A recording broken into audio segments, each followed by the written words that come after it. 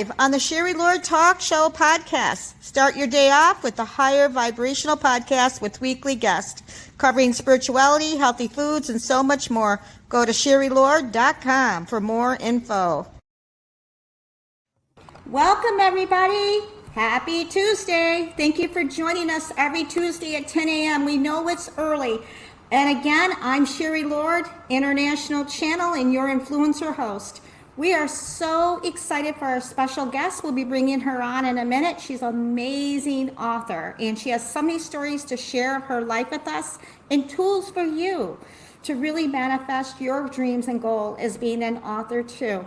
But we want to remind everybody to please chat hi or say something. That's the only way we can do the drawing. We're giving away 3 of Maureen's books today. And if you chat hi, and Satyama Publishing Company, we want to give great thanks to them because they are the ones that are giving these books away. And we love them and thank them for networking with us and bringing some of their amazing award-winning authors on our show as well and their connection. But again, make sure that you type hi during the live interview, not afterwards. It has to be between 10 and 10:25 to be able to win the drawing. So we just want to make sure everybody's clear with that and that you make sure you grab your coffee, your tea, and your latte and come chat with us. We love you for joining us and for being engaging and growing and learning and helping us expand as well. So we want to say thank you to Maureen Milligan because her topic is cultivating courage and wonder while learning to read the signs from the universe. Welcome, Maureen. You are an amazing author and writer, and you have some wonderful books that we'll be sharing. And you might have one of them in your hand. Can you bring one of them up? Do you have a book you can share that you've written? Yes. Oh, yeah. My uncle owes me a favor. I like that. Oh, my God. So can you kind of tell us a little bit about how you became an author? And your life, you started young. Yes. You started young. When I read your bio, you started when you were young. But it seemed to manifest later in your life. So can you explain that a little bit and give us some little tips and stories? Well, that comes into the title of Courage and Wonder, because as I was doing that during my young life, writing things in high school and university and things like that, I never considered myself a writer. I never got any feedback from middle school, high school, until I was 30 years old in university, where I did get feedback from a very generous creative writing instructor that called me to her office one day and said, you could do this professionally. And that was the first time that it was said to me that I could do something other than be a nurse. So I thought that the writing was kind of like my hobby. And I had a husband at the time that was not supportive of me being a full-time writer. My mother said, it was just not wasting my time, but are you writing? Are you taking up your time to do that again? And I used to write in secret and then stuff the stories in the dresser drawer so nobody could see that I was writing. But for middle school and high school and the 2 years I did in the associate degree program for nursing, I did a lot of writing. I never saw myself as a writer. I never called myself a writer. Never called myself an author. And when I finally at my 30s went to university to finish a degree, a bachelor's degree, this professor, her name was Honey Finkelstein, she would take the group's work and she would pick out what she considered what was best, and then she would send it off to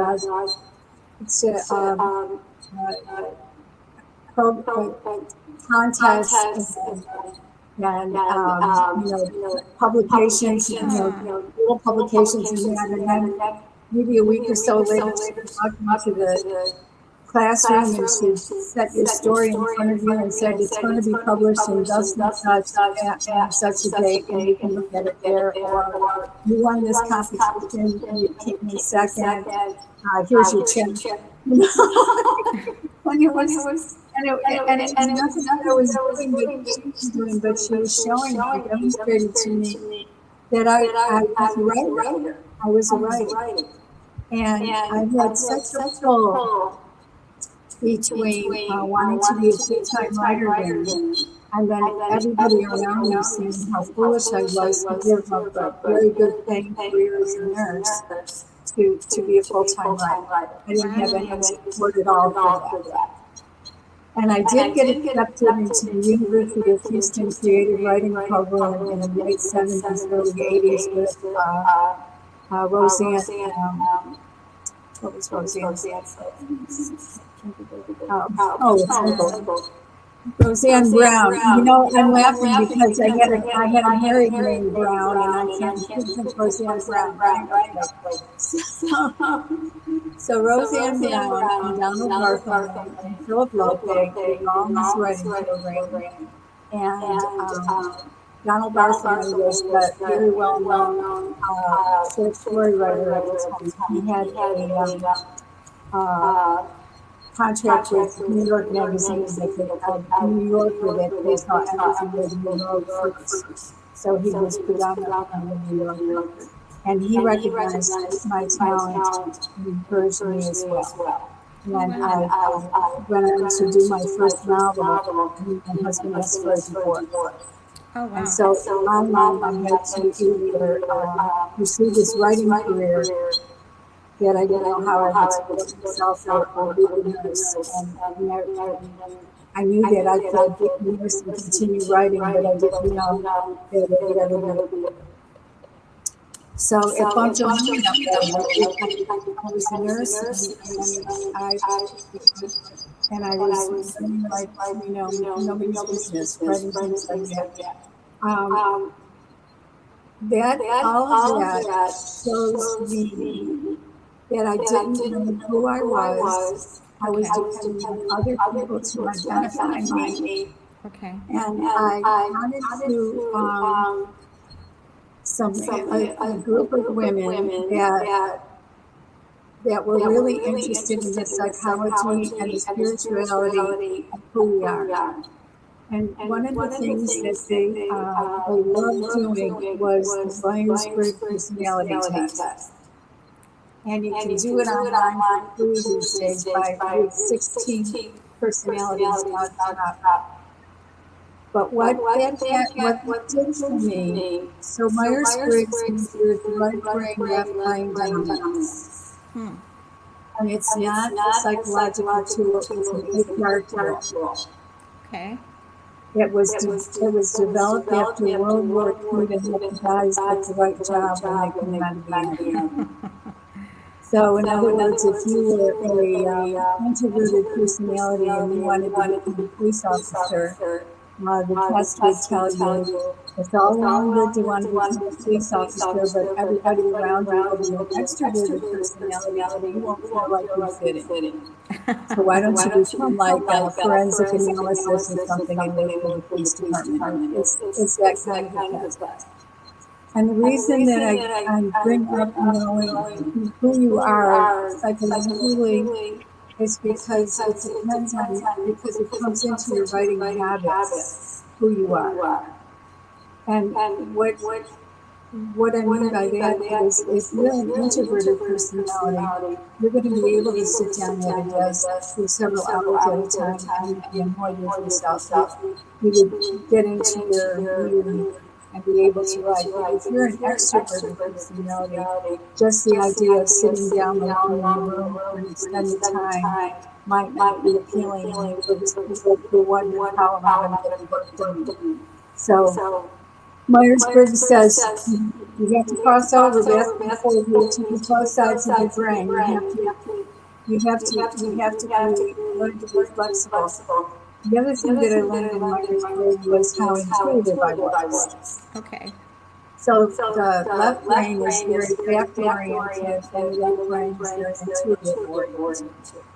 So I started putting things together about myself that way, and really identifying how this works for me. Okay. I don't believe anymore in coincidences. I really do believe in the energy of the universe guiding. Okay. And I came into that because number one, it was so helpful to be half Sicilian with a lot of mojo, a lot of superstitions and a lot of mojo going on in Italian families with, Catholicism and what they believed, and don't put the hat on the head because it's bad luck and things like that. So I was already kind of into this kind of spirituality. Program. Yeah. It wasn't too far. But what I started to appreciate is, as I cleared my own definition of me Okay. and knew where my strengths lay, because I always thought I was very extroverted, because as a registered nurse, you've got a guy on the bed, and within 5 minutes you have to make friends with him and have him take off his clothes. So, you have to have some kind of extroverted charm to, make somebody comfortable to get naked with you in 5 minutes. So I always thought that I was very extrovert. But when it came to replenish or re-nourish myself, or gain energy again, I always went off to be alone, went off to be on my own. So that's an introverted personality. An introverted personality have extroverted behaviors, but when they want to replenish and re-nourish, they're on their own. An extroverted personality will go toward people, and an introverted personality will go away from people. And it's important to know about yourself, because it will affect the way you go about your writing, because you have to find a pattern for getting it done, getting the work done that fits who you are. And you can't be Stephen King yet. If you get bored, you go off to a hotel and you write. Because not everybody can do that. So that's what I need to be important, is knowing yourself. So I moved back to one of the things. Before I jump to Buffalo, I want to talk about Donald Barkman a little bit. He was very, in the 80s, he was very well known. It was really a coup for him to come as high school to Houston and teach writing. And he had some absolutes. And one of the absolutes was no weather. So there was nobody that could enter the competition that was a dark and stormy night.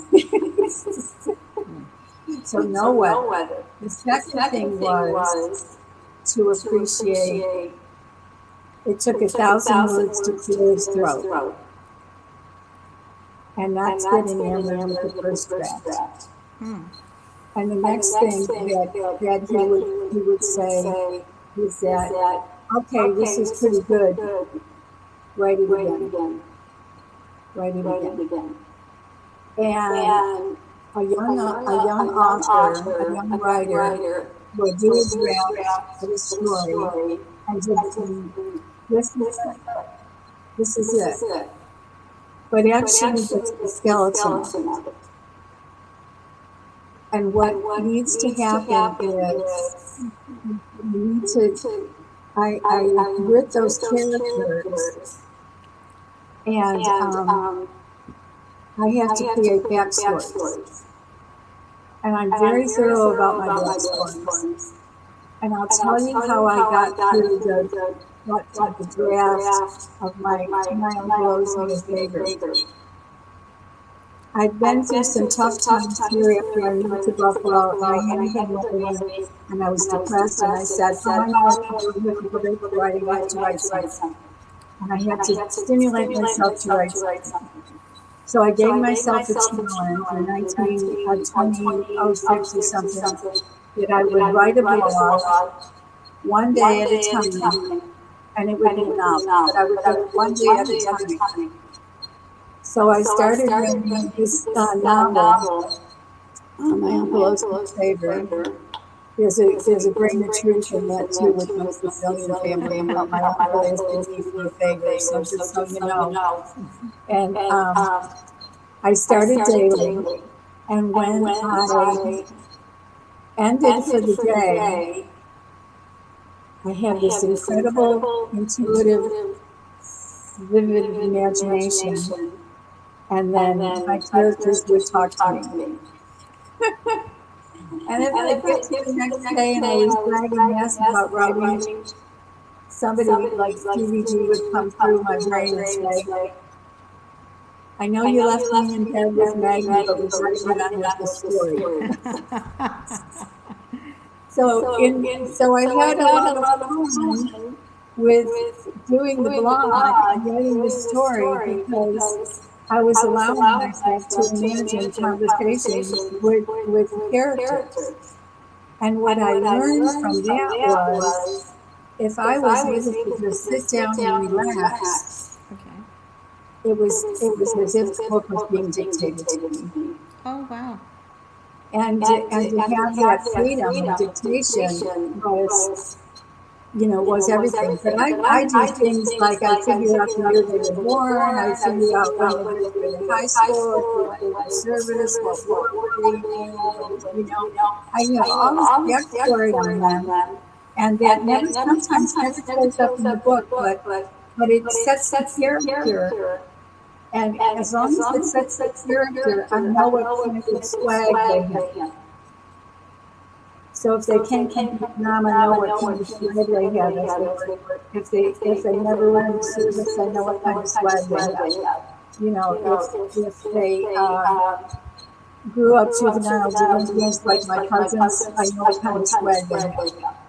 So backstory is very important. And not just backstory, but then after you do it. So in 366 days, it was this year, I did My Uncle Owes Me a Favor, and then I wrote it again. I wrote it again. Wow. Because it was all paragraphs, what was done on a daily basis and all that. So what I did that time was, in order to, so now I have friends around me that are encouraging me and identifying me as a writer because they're reading my blog and all that. So the next thing that I did was to keep myself on track. Is I had a friend who's a poet, and I said to Debbie, can I make a pact with you that on a Friday I send you 6 pages? Every Friday I send you 6 pages. She said, oh, you're good. You don't have to do that. I said, no, yes I do. Yes I do. I need to have a discipline. And I did that for like about 6 weeks until I had the second left. And sometimes she wasn't obligated to read or anything. It was just the idea that there was this deadline. So meanwhile, when I talk about the signs from the universe, I'll give you an example. I have an online group of women that were all supported. We were all from around the world, around the country, the world, Australia. And we shared everything. And there was this lady in Kentucky that was a counselor, and she had been on the Dr. Marissa show in Los Angeles about suicide stuff. And then Dr. Marissa said to her, I'm having this publisher, I'm having a publisher. Do you have a manuscript that you want reviews, because I'm going to give away prizes of editing, just like you're going to give away prizes. So she said, no, but I know somebody who does.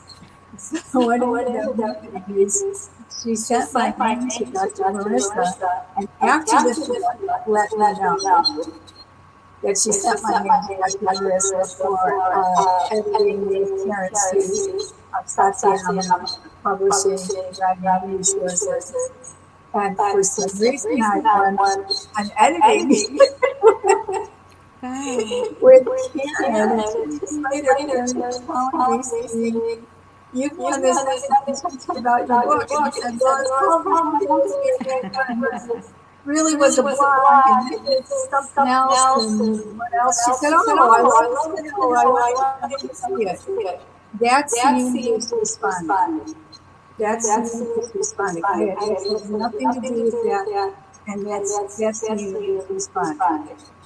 And there's also a story about a bowling ball about the universe responding. I wanted to do team bowling with the seniors to pass the day away be away, and I didn't have a bowling ball and I didn't have bowling shoes, but I was looking for a bowling league, and one day I went to my mom's apartment, and there was a mirror of donations sitting at the door, and there was a bowling bag with a ball, and it said Helen, and it said 7 shoes, and I had my bowling ball, and so I took the bowling ball from the donations for a mirror, and then found the senior league, and I bowled. So when I was telling my Dharma teacher about this, he said, "Why don't you turn that into world peace? If you can manifest a bowling ball, maybe you should be manifesting world peace."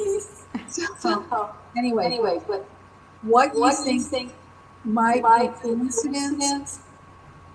Pay attention. Pay attention to what you say. It's like, well, if this could happen, it would be better. Or if I could get this in line, it would work out, whatever, etc. And when it comes to you, accept it as the universe responding to your needs. It happens with little things, it happens with big things, but you have to pay attention, and you have to cultivate a sniffer that can sniff when the universe is sending you something that you asked for.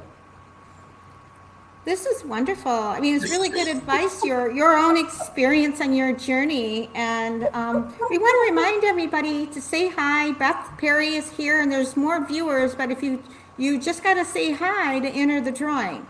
And it's between, we're going to be doing the drawing in about 1 more minute or 2 more minutes to come.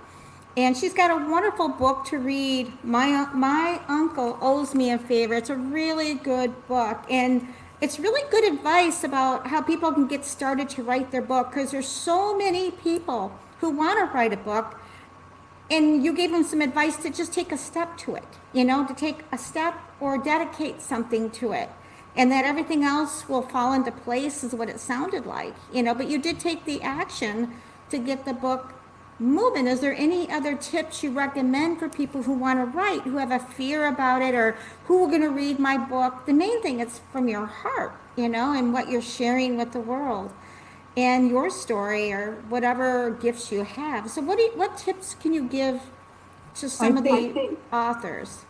I have a friend right now that writes really good. It's Facebook posts are great, and I've been trying to encourage him to do a blog. And he has all kinds of excuses why not. And it's internal fear for what people will think. Oh. And you just have to the other thing that Donald Botherton made with Faye was, I can't teach you how to write. That's a talent. But I can teach you how to become your own best editor. Oh, wow. So most people, like I said, have that first draft, and they're enamored by the first draft, and then they show it to somebody, and that somebody might want to pick it apart and all that, and they get terribly offended, and they don't want to hear what's wrong with it, and then they're in the dumps again, and they're not a good writer, and they're this and that. And that's part of the maturation of a writer, is to get past that point. Everybody does that. I still do that sometimes when I'm listening to Karen and stuff. It's like, oh, really? But then I go back and do it again, because it's a different set of eyes as a reader. And maybe I'm too, I've got too much backstory information about people that I'm not making myself clear in the story. So you go through that phase where you can't listen, when you find it hard to listen to editing, and then you finally appreciate that editing is the way to getting it to where you're proud to show it to people. Wow. And it's internal fear, and it has everything to do with how you understand yourself. Goes back to that line of words, how you understand yourself. So if you can be that person that recognizes they're imperfect, Right. you can, and you're not an egotist or a narcissist. You can go through the editorial process as the exercise of how you get better. Or you can do it yourself. A lot of times, what I do with my first draft is I get big yellow pads, and I handwrite the first draft. And then when the first draft is done, I open up a Word document and I start typing the document into the Word document, and I'm editing as I'm typing. So there's my second draft. Okay. So once I get my second draft done, I send it to a transcriptionist for punctuation and spelling and margins. Wow. Because I don't know how to control those on Word. How can people get a hold of you? I mean, you said you do a blog. Is there a Facebook page? Yeah, I that they have can a go to? Facebook page. I do. I have a Facebook page. The page is Morgan Milligan Author. Morgan Milligan Author. And I usually post every Monday. But I've been Milligan author? Morgan Milligan Author. Oh, wow. Morgan Milligan Author. Yes. Well, because people want to know how to get a hold of you. We want to remind everybody to please chat hi if you want to be entered into the drawing. You have to chat something in order us to do the drawing. I would love to show it on air, but I can't yet because I haven't figured that part out, and I've been working on that for a couple of weeks. I'm not sure how to get it to show, but we're going to get it eventually. And this is actually, whoever's watching, please chat hi. We're going to give you like one more minute, and then we're going to do the drawing. And I want to say, Maureen, you are fascinating your advice is really good. Criticism is not bad. You know what I'm saying? And it's not to be offended by that. I think that was very important because it does take it personal, for a lot of people. And you can get past that and be more open around where the changes are. I think it makes you a better writer. Not that it has to all be criticism, but sometimes it's needed. It's kind of what it sounded like. Yeah, you might have for a couple of days to get over it. Wow. Yeah. Well, this is going to be, we're just going to say for just a few minutes, this is actually easy. I don't even have to run the drawing. We have one chat here that says hi. So we're going to say, Beth Perry, you get her book. You are my uncle owes me a favor. It's really a really good book. I think you'll enjoy reading it, Beth.